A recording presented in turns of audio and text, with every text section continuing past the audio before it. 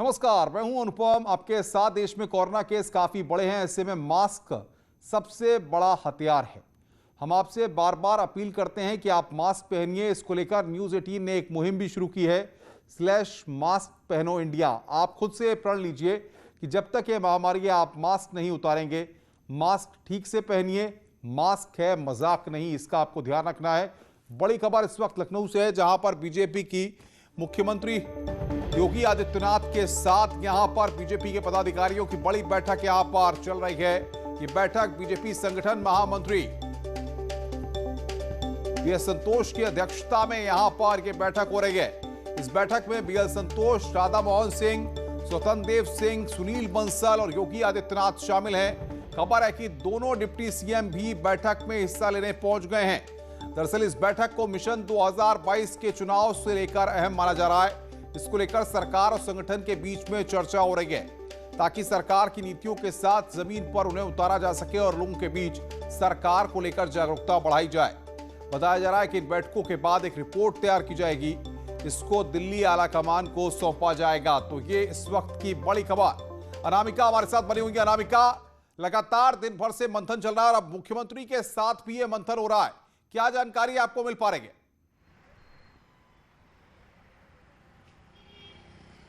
देखिए अनुपम, मंथन का दौर सुबह से चल रहा है और रात होने को आ गई है। ये मंथन का दौर अभी भी कंटिन्यू जारी है, लेकिन इस वक्त मैं मुख्यमंत्री आवास के ठीक बाहर मौजूद हूं और मुख्यमंत्री आवास के अंदर इस वक्त बड़ी मंथन, बड़ी बैठक चल रही है। उत्तर प्रदेश के मुख्यमंत्री योगी आदित्यनाथ के साथ केंद्रीय संगठन मंत्री बीएल संतोष समेत दोनों डिप्टी सीएम, साथ में सुनील बंसल, स्वतंत्र देव सिंह, तमाम जो दिग्गज नेता है प्रदेश भाजपा के, साथ में मुख्यमंत्री योगी आदित्यनाथ। बड़ी बैठक चल रही है, बड़ा मंथन चल रहा है उत्तर प्रदेश के भविष्य को लेकर के, साथ में भाजपा किस तरीके से चुनाव में जाएगी इसको लेकर भी बताया। ये भी जा रहा है कि जो दोनों डिप्टी सीएम है उनको बाद में बुलाया गया, दोनों डिप्टी सीएम अंदर पहुंच चुके हैं। साथ ही ये भी कहा जा रहा है कि चूंकि मुख्यमंत्री के यहाँ वो एक गेस्ट भी हैं बीएल संतोष, तो उनको डिनर भी करवाया जाएगा। तो डिनर का भी कार्यक्रम यहाँ पर बताया जा रहा है। लेकिन इससे बड़ी जो चर्चा और जो सुगबुगाहट इस बात को लेकर के है कि उत्तर प्रदेश में जिस तरीके से पिछले दिनों से जो अटकलें तेज की गई हैं या हलचल ज़्यादा है, उसको देखते हुए आज की ये जो बैठक है वो काफ़ी महत्वपूर्ण है। हालांकि कल भी जो बीएल संतोष है वो अलग अलग मंत्रियों से बुलाकर बैठक करेंगे। सबको अलग अलग समय दिया गया है, सबको बुलाया गया मिलने के लिए, विभागवार समीक्षा करने के लिए। लेकिन आज फिलहाल मुख्यमंत्री आवास के अंदर भी बैठक चल रही। करीब 7 बजे ही सभी यहाँ पर पहुँच गए थे और 2 घंटे हो चुके हैं। मंथन का दौर जारी है।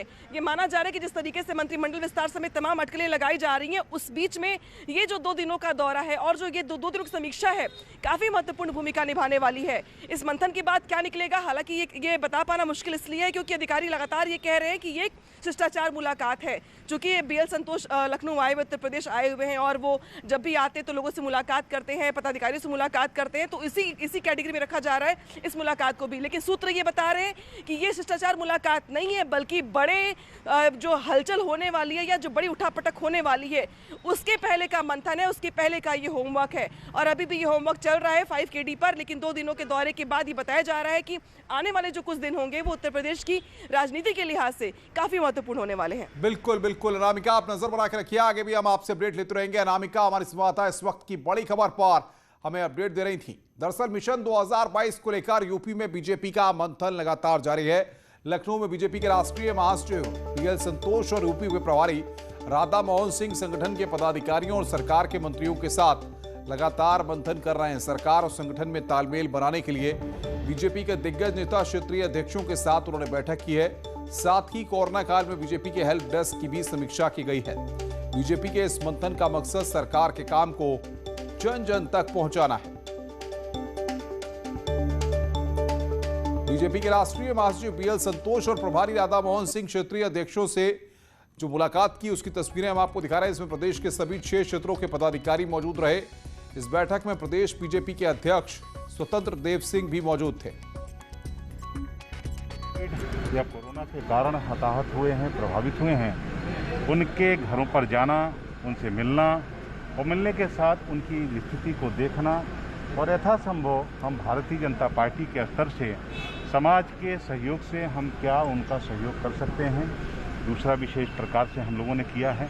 आदरणीय संगठन महामंत्री आदरणीय संतोष जी ने केवल सेवा ही संगठन की उस समीक्षा बैठक किया है और राज्य के अंदर समीक्षा की स्थिति क्या है, केवल उसी पर ही फोकस रखा।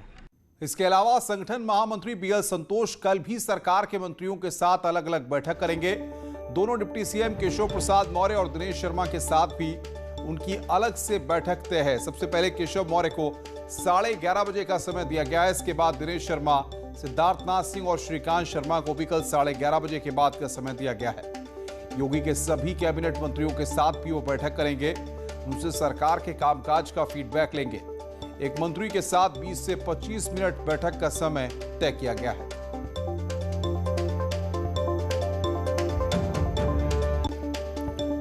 उत्तर प्रदेश में राज्य निर्वाचन आयोग ने खाली पड़े पदों पर मतदान की तारीखों का ऐलान कर दिया है।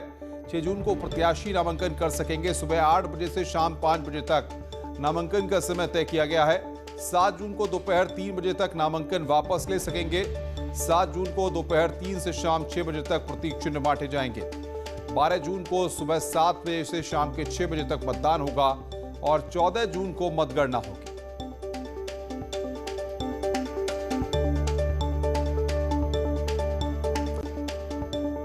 वहीं उत्तर प्रदेश में कल से लॉकडाउन में सरकार कुछ ढील देने की तैयारी में है, क्योंकि कोरोना संक्रमण को रोकने में सरकार की काफी हद तक कोशिशें कामयाब हुई हैं।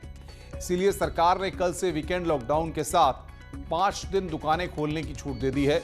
लेकिन उन लोगों को चिंता करने की जरूरत है जहां पर 600 से ज्यादा एक्टिव केस हैं, क्योंकि सरकार छूट देने के मूड में उन जगहों पर दिखाई नहीं दे रही है।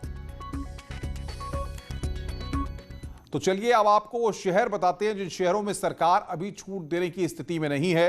वो कौन कौन से शहर हैं? लखनऊ, मुरादाबाद, मेरठ, सहारनपुर, वाराणसी, गाजियाबाद, गोरखपुर, मुजफ्फरनगर, बरेली, गौतम बुद्ध नगर, बुलंदशहर, झांसी, प्रयागराज, लखीमपुर खीरी, सोनभद्र, जौनपुर, बागपत, गाजीपुर, बिजनौर और देवरिया ये जिले हैं। इन शहरों में किसी भी तरह की छूट सरकार नहीं देने जा रही है, क्योंकि इन शहरों में 600 से ज्यादा कोरोना के एक्टिव केस हैं। इसीलिए यहां पर लॉकडाउन 7 दिन जारी रहेगा। इधर उत्तर प्रदेश में कोरोना की दूसरी लहर अब थमती हुई दिखाई दे रही है, लेकिन योगी सरकार 3T फॉर्मूले पर लगातार काम कर रही है। इसका मतलब यह है कि सरकार टेस्ट, ट्रेस और ट्रीट पर ज्यादा जोर दे रही है। इसके साथ ही योगी सरकार कोरोना वैक्सीनेशन पर भी जोर देने का फैसला कर चुकी है। इसकी शुरुआत योगी आदित्यनाथ कल करेंगे। खबर है कि सीएम योगी आदित्यनाथ कल लखनऊ के किसी वैक्सीन सेंटर का जायजा ले सकते हैं। दरअसल 1 करोड़ लोगों को वैक्सीन लगाने का टारगेट रखा गया है। कल से 52 और जिलों में वैक्सीनेशन का अभियान शुरू हो जाएगा। अब तक 23 जिलों में वैक्सीनेशन हो रहा था, लेकिन कल से उत्तर प्रदेश के 75 जिलों में वैक्सीनेशन का अभियान चलेगा। इससे उत्तर प्रदेश के लोगों को राहत मिलेगी और कोरोना को हराने में मदद भी मिलेगी। योगी सरकार कल से वैक्सीनेशन अभियान को तेज करने जा रही है। सरकार ने इसके लिए बाकायदा प्रशासन को निर्देश दे दिए हैं, जिसका असर भी अब दिखाई दे रहा है। तस्वीरों में आप देखिए, गाजियाबाद से सांसद वीके सिंह ने वैशाली के एक प्राइवेट वैक्सीनेशन सेंटर का जायजा लिया, जहां उन्होंने बताया कि अस्पताल में हर रोज 1000 लोगों को वैक्सीन लगती है। इसके साथ ही अस्पताल में एक और वैक्सीनेशन सेंटर शुरू करने की अपील की गई है। गौतम बुद्ध नगर में यमुना प्राधिकरण ने पोस्ट कोविड मरीजों के इलाज के लिए उपचार ऐप शुरू किया है। इसकी शुरुआत जेवर विधायक ने की है। इससे लोगों को इलाज कराने में मदद मिलेगी।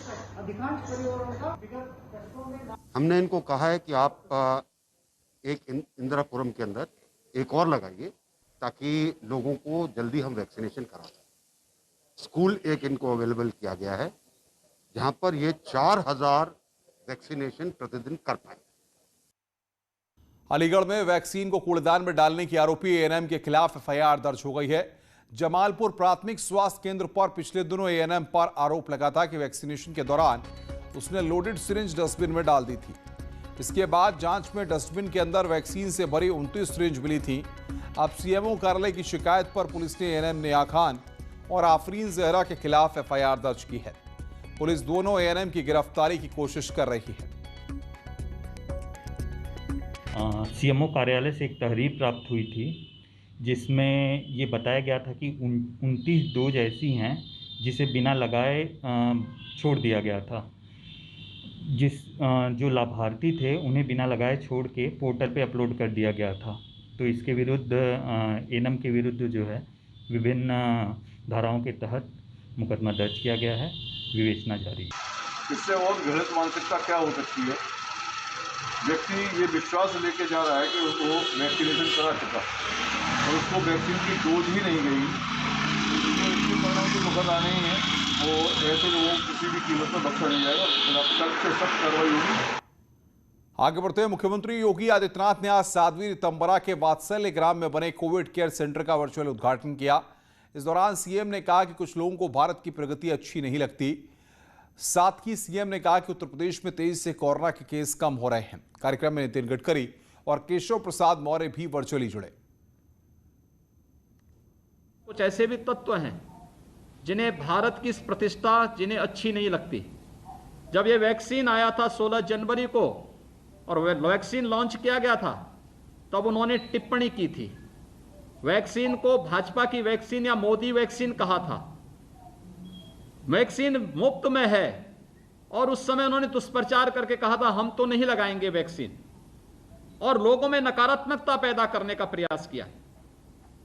वे लोग आज वैक्सीन के कारण देश के अंदर लोगों में सकारात्मक माहौल हो रहा था, कैसे नकारात्मकता ने बदलने का प्रयास किया, ये किसी से छुपा हुआ नहीं है।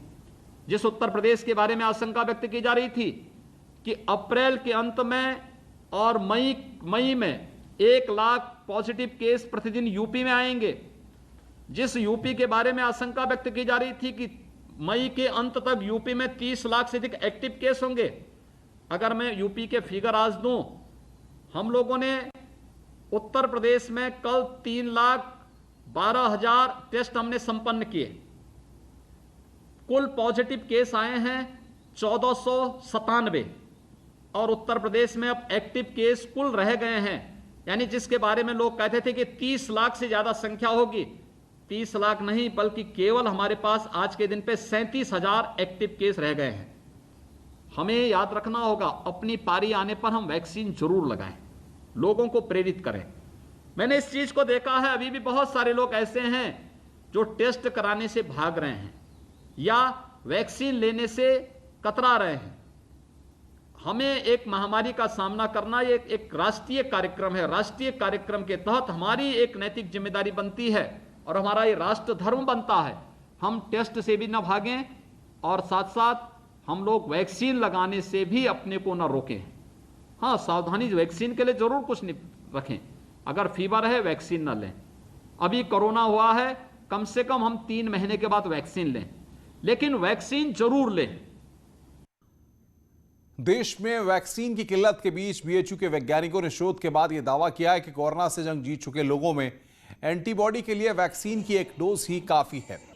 इस स्टडी में 20 लोगों पर ट्रायल के बाद बीएचयू के वैज्ञानिकों ने अध्ययन के बाद पीएमओ को पत्र लिखकर इसकी जानकारी भी दी। बीएचयू जूलॉजी डिपार्टमेंट के प्रोफेसर डॉक्टर ज्ञानेश्वर चौबे ने बताया कि आमतौर पर कोविशील्ड वैक्सीन की दोनों डोज लेने के 4 सप्ताह बाद लोगों में एंटीबॉडी बनती है, लेकिन कोरोना को मात दे चुके लोगों में कोविशील्ड वैक्सीन की 1 डोज के 10 दिनों बाद ही पर्याप्त मात्रा में एंटीबॉडी पाई गई है। कि जो लोग रिकवर्ड हो चुके हैं उनको अगर 1 ही डोज लगा दी जाए तो और 2 करोड़ के आसपास लोग रिकवर्ड हुए, तो हमारे पास लगभग 2 करोड़ वैक्सीन बचेगी जो कि हम और लोगों को दे सकते हैं। खबरें और भी हैं, फिलहाल ब्रेक के लिए, ब्रेक के बाद जल्द हाजिर होते हैं।